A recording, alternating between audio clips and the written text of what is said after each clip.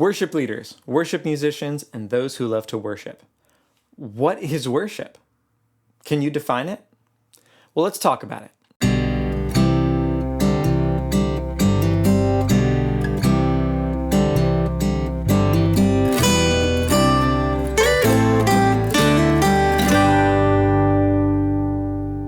Welcome to Blueprint Sounds. My name is Nathan Smith. Thanks for joining me, and Happy New Year. In this year, what I've decided to do is cover some really basic questions that actually have very interesting answers. But before we get into today's topic, which is what is worship, I want to give you something. If you go to my website, blueprintsounds.com, you can get access to my free PDF. It's called 25 Chart-Topping Arrangement Tricks That Work. So if you are a worship leader and you have a worship team that you're practicing with, and you have a song that needs another gear, it needs something else that it doesn't have, this PDF gives you 25 great ideas for ways to keep people's attention throughout a song. You get the trick, you get a couple of sentences about why that trick works, and then you get a song from the radio that exemplifies the trick so that you can hear what it sounds like. Again, to get it for free, just go to blueprintsounds.com/25 tricks. All right, with that, let's get to our topic for today. What is worship? So I have been leading worship for over 15 years, and I've run into this a couple times, and you probably have too, where you might be leading from guitar and, after you're done with worship time and you're playing gently in the background, someone comes up, maybe the pastor, maybe somebody else, and says, "Wasn't that great? But I want you all to remember that worship is more than a song." And everybody nods their head. And I always think, okay, should I be offended? No, I shouldn't, but it still feels weird. That statement, worship is more than a song, has always irked me just a little bit because it felt like a very unintentional insult, right? I think to myself, well, why, what am I doing here? If worship is more than a song, what is my job? And why do I keep getting asked to come back and do this, right? So there must be something about corporate singing, right? Because it's in the Bible, so what's going on there? I've just found the definition to be a little bit squirrely. So when you go online and you type in, what is worship? I just grabbed some of the first ones I found, and here's what I found. Worship is when we give our deepest affections and highest praise to something. Worship is a valuing or treasuring of God above all things. Or how about this one? Worship is the response of the whole being, heart, soul, mind, and strength to beholding God's glory. Lastly, we'll use Merriam-Webster's definition. To honor or show reverence for as a divine being or supernatural power. With respect, I think all of these definitions miss the point. Let me defend myself. I don't have any personal vendetta against any of these people or their definitions.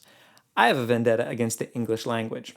The English language has over 171,000 words in it.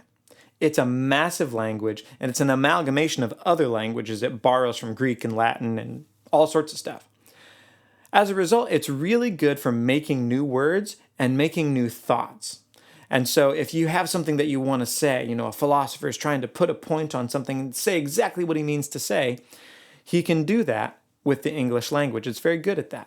But the downfall of that is that when you are trying to describe something like worship, I think these definitions get a little bit highfalutin. They get a little bit too bloated, too unwieldy to be useful.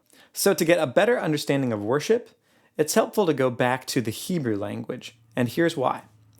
Modern English, like I said, has 171,000 words plus. Biblical Hebrew, 7,000 words. A massive difference. But those words are packed with meaning. Hebrew is a heart language. It's very meaty, and those words carry a lot of meaning because they have to. They don't have 171,000 words. Well, when you look up the word worship in Hebrew, the two words that most often get translated for worship in English are the Hebrew word shakah and sagid. Shakah means to bow. It can mean to humble, to depress, to sink, but it all gives you the same idea, to bow. Sagid is similar. Sagid means to fall down. What a wonderful picture of what worship is. And it's very easy to understand because to some extent it bypasses your brain and hits you straight in the heart, right? when you talk about treasuring something or giving reverence or honor or glory or majesty, okay, you can easily get stuck in your brain. But when you say to bow, the only way to really understand bowing is to do it, is to take the action and find out how that feels. So if you can, while you're listening or later on in the day, take some time and bow and notice what happens. You're going to feel pressure on your knees and on your forehead. You'll feel the coolness of the earth as you're down lower. You'll notice the blood pressure as your head sinks below your heart. You'll feel vulnerable because now you're at foot level and you don't have a way to protect yourself. Doesn't that describe what worship is, but in a very visceral and physical and easy to understand way? That's the beautiful thing about the word bow as opposed to the more verbose ways of understanding it. Well, let's look at the first time that the word shakah is used in Scripture. I'm in Genesis 18. Now the Lord appeared to him, we're talking about Abraham, near the oaks of Mamre, while he was sitting at the tent door in the heat of the day. When he lifted up his eyes and looked, behold, there were 3 men standing opposite him. And when he saw them, he ran from the tent door to meet them, and bowed himself to the earth, and said, My Lord, if now I have found favor in your sight, please do not pass your servant by.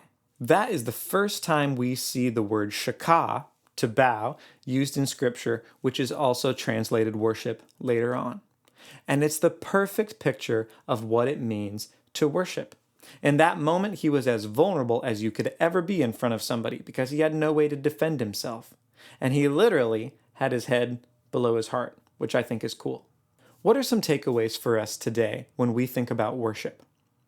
The first thing is that worship is not more than a song. You've probably heard that terminology before. Worship, the music was great, but we need to remember that worship is more than a song. Well, I'm here to tell you that worship is not a song. Worship is not a musical term. It just means to bow. Here's the second takeaway. I believe that our English definitions for worship let us down compared to the Hebrew definition for worship, which simply means to bow. English definitions get stuck in the brain, and they kind of just live there. And English definitions for worship help us think about it, but they don't help us embody it in the way that Hebrew does.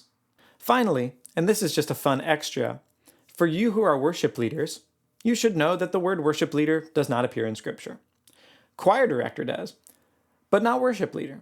We made that up, and that's okay. But if you use the biblical definition of worship, what you're saying, if you're saying you're a worship leader, is this: I want to be the first to bow. And that is a beautiful thought. Hey, I hope that episode helps you, and I hope that you take some time to bow and feel in your whole body, not just in your brain, what worship is really like. All right, make sure to go to blueprintsounds.com/25 tricks to download my free PDF. And until next week, God bless and goodbye.